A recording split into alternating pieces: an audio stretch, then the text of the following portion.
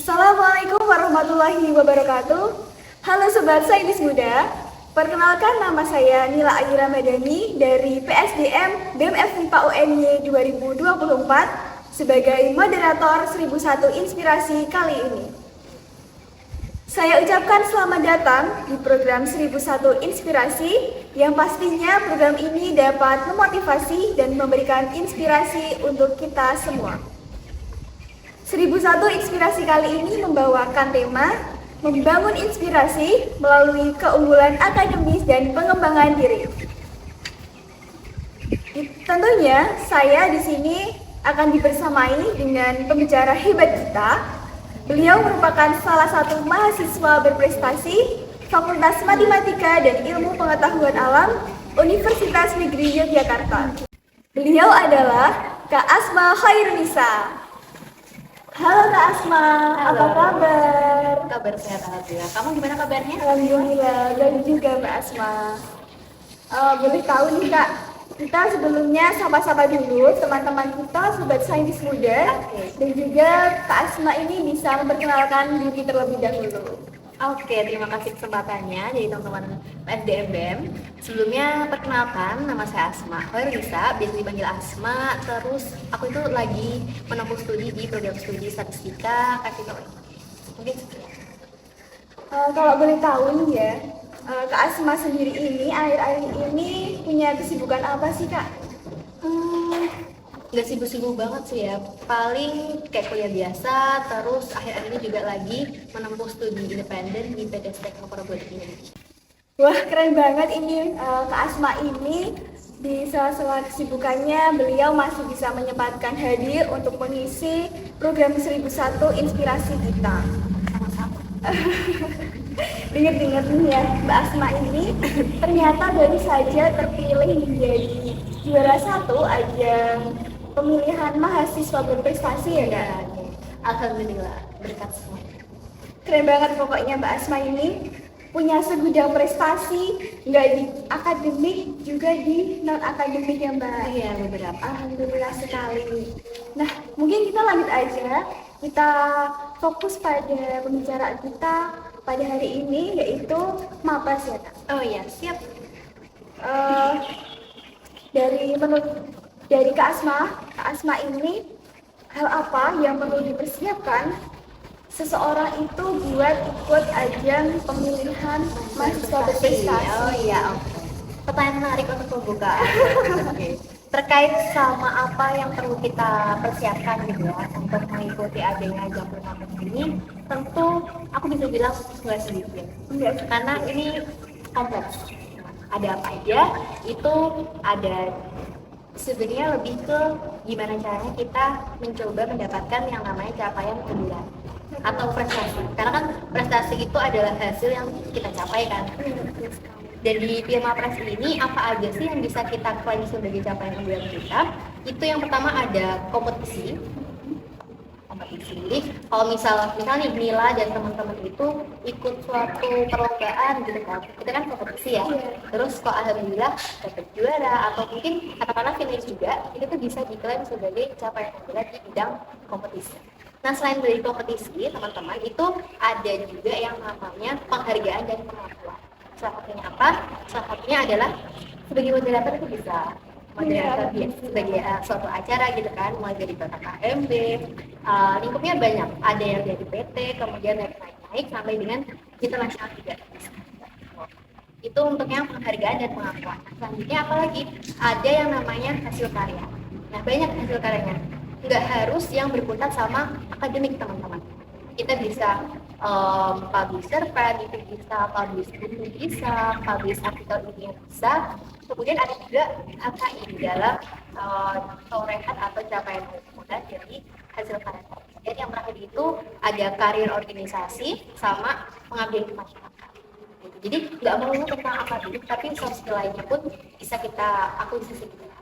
Kalau Mbak Asma sendiri ini udah pencapaiannya boleh disebutin nggak Mbak apa aja sih yang udah Mbak Asma capai sampai sekarang ini dan bisa jadi juara 1 ajang pemilihan mahasiswa berprestasi. Aduh, spill ya. Boleh banget ya. Oke, jadi alhamdulillahnya itu sebenarnya gini, ceritanya itu lumayan panjang juga sih. Karena kan tahun kemarin itu alhamdulillah udah berkesempatan juga untuk coba di fakultas juga, alhamdulillah dapat juara 3. Dari situ aku mulai belajar, oh rupanya klaim dari capaian unggulan itu nggak melulu tentang kompetisi, nggak melulu tentang penghargaan akademik aja gitu kan. Karena di situ juga ada rules di mana kita cuma bisa ngajuin maksimal 4 aja di tiap subnya. Misalkan dapat juara nih di kompetisi gitu. Misalkan Nila ikut kompetisi apa terus juara. Nah itu cuma bisa 4 aja untuk kompetisi. Nggak bisa lebih itu mungkin yang nggak bisa.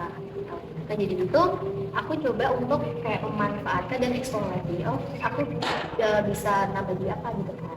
Alhamdulillahnya itu kemarin ada PPK Ormawa dan lain sebagainya, jadi bisa support untuk dicapai. Untuk kemarin capaian unggulan yang aku masukin itu ada kompetisi, aku masukin hasilku di PKM, kemudian HKI dari PKM dan artikel ilmiah lainnya. Selain itu juga tadi itu yang sempat aku spill di awal, adanya pengabdian masyarakat atau PPK Ormawa dan karya organisasi.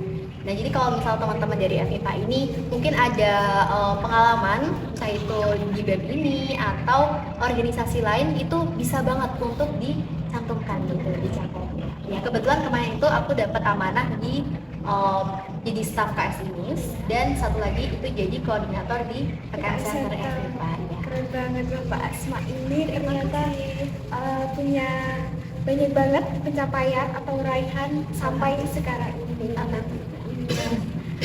Buat selanjutnya nih Mbak, motivasi Mbak Asma ini apa yang buat motivasi Mbak Asma buat ikut tim Mapres ini?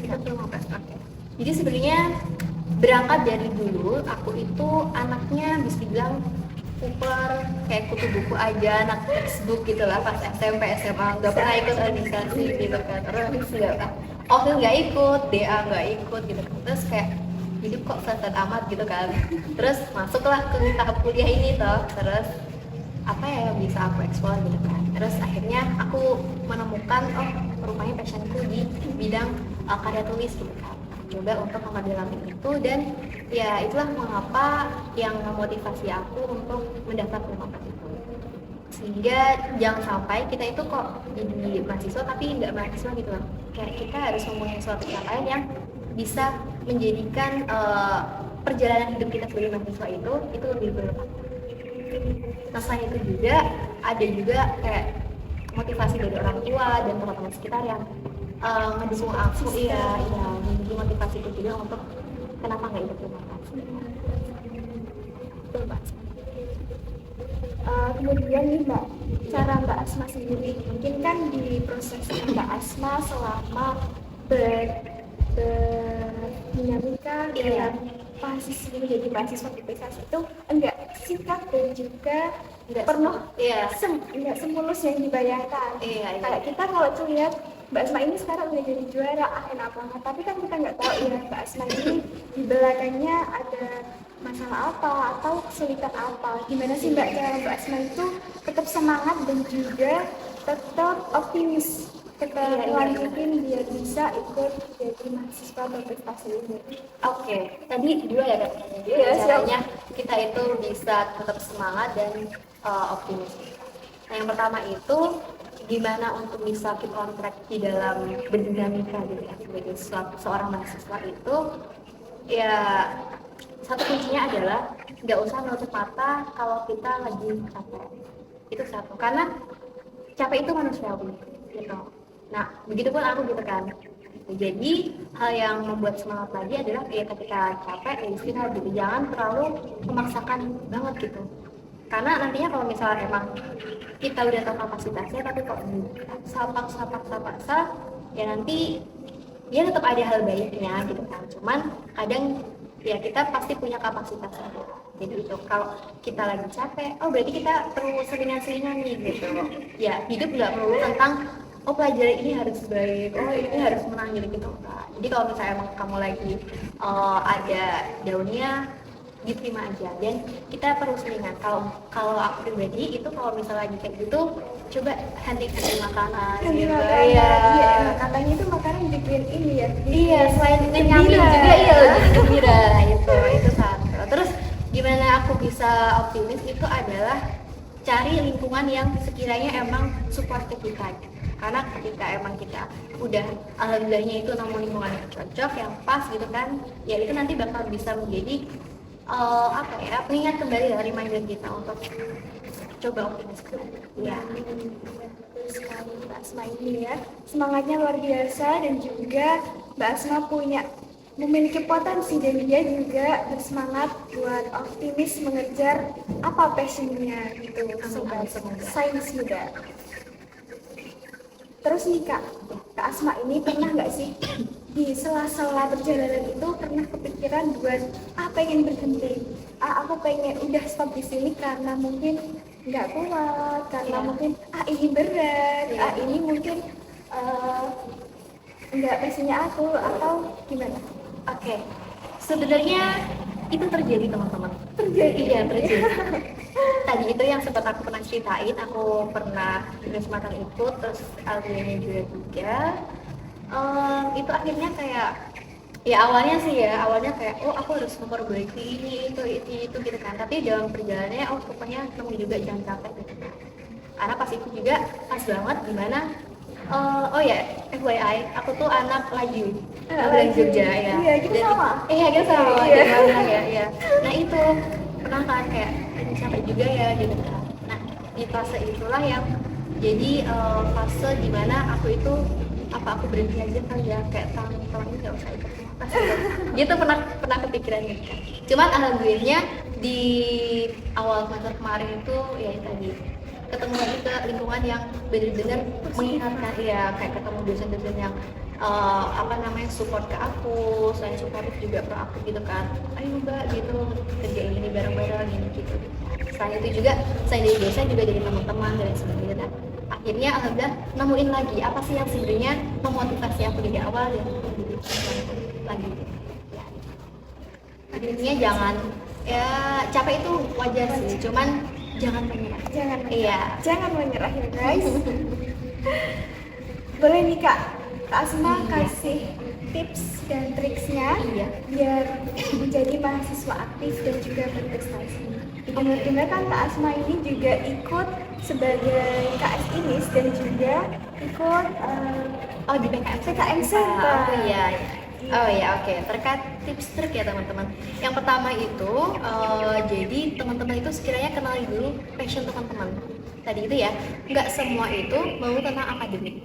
Kita bisa menargetkan atau kita bisa menyodorkan capaian-capaian kita selain dari akademik gitu. Jadi yang pertama adalah teman-teman itu kenali dulu passionnya teman-teman, baik itu di bidang olahraga itu bisa, di bidang seni bisa, di bidang apa lagi namanya hal-hal lain.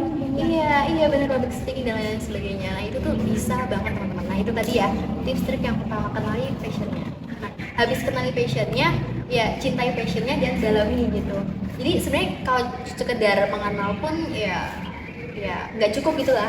Kita harus mencintai dan memperjuangkan apa yang kita passionkan. Itu yang kedua. Dan yang ketiga terkait sama tips trik, selain dari nge-boost dari passion kita itu, mungkin aku bisa kasih tips triknya itu di bidang cara kita nge-handle kalau kita lagi capek. Karena tadi itu pengalaman aku pribadi itu, aku anak laju di Magelang gitu kan.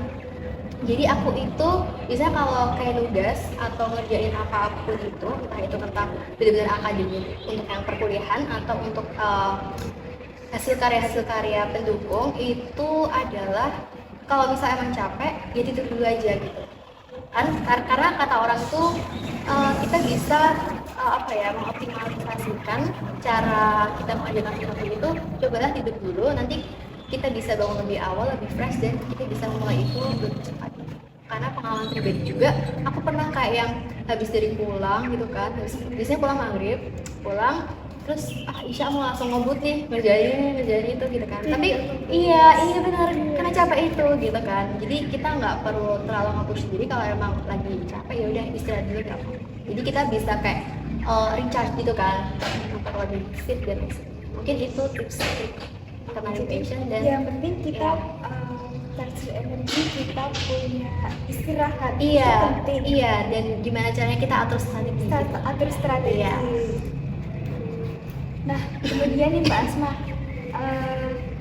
menurut Mbak Asma sendiri, buat pesan mahasiswa atau teman-teman sobat sains muda biar di masa kuliahnya ini nggak ada yang terlewatkan. Apa sih yang tidak boleh dilewatkan di masa kuliahnya? Oke, terkait pesan gitu ya, apa yang sekiranya jangan sampai terlewatkan oleh mahasiswa itu adalah intinya aku mau reminder aja ke teman-teman, jangan ragu dan jangan takut gitu untuk mencoba.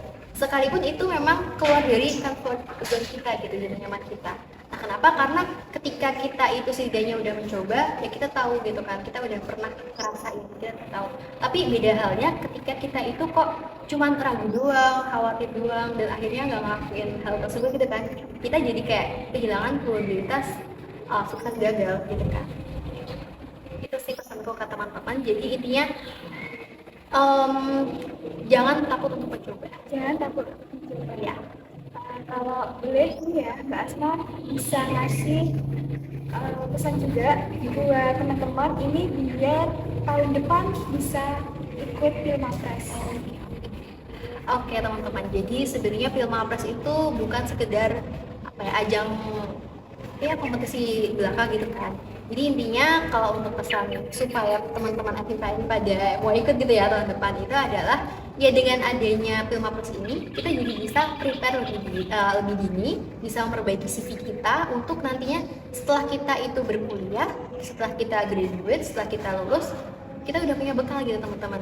CV kita udah ada isi-isinya dalam artian si ini udah berpengalaman gitu di dalam mungkin public speaking-nya atau cara dia presentasi ketika lomba gitu kan.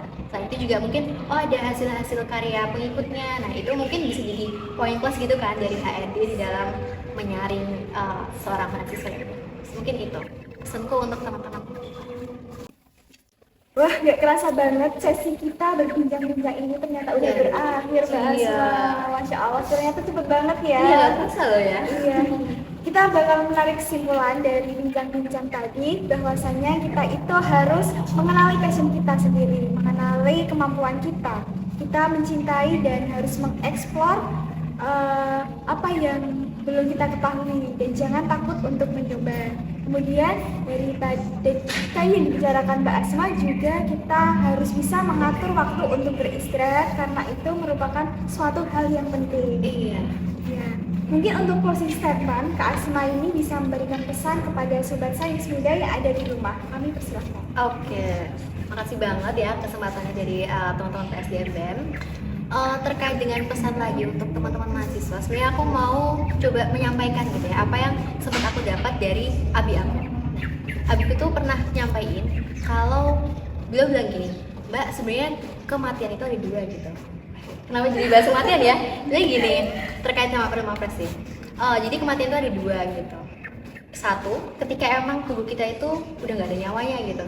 Dan yang kedua adalah ketika walaupun kita udah nggak ada, tapi karya-karya kita, tapi hasil capaian kita yang bisa membantu sekitar gitu, itu masih tetap dikenal. Nah itu hal yang kedua dan itulah hal-hal yang mungkin perlu Mbak perjuangkan. Nah itu abiku bilang kayak gitu. Nah mungkin hal itu bisa jadi sekedar apa ya, sharing informasi juga dari aku ke teman-teman FIPA. Mungkin sekian yang bisa aku sampaikan. Terima kasih kepada Kak Asma terkait bincang-bincang kita hari ini. Seru banget kita bisa bertukar cerita. Terima kasih. Semoga dapat memberikan gambaran dan juga motivasi untuk kita dan juga teman-teman sobat saintis muda. Saya selaku moderator meminta maaf apabila terdapat salah kata maupun perbuatan pada sesi bincang-bincang kita hari ini. Sampai jumpa di 1001 inspirasi selanjutnya. Akhir kata, wassalamualaikum warahmatullahi wabarakatuh. Waalaikumsalam warahmatullahi wabarakatuh. Terima kasih Mbak Asma. Iya, sama-sama.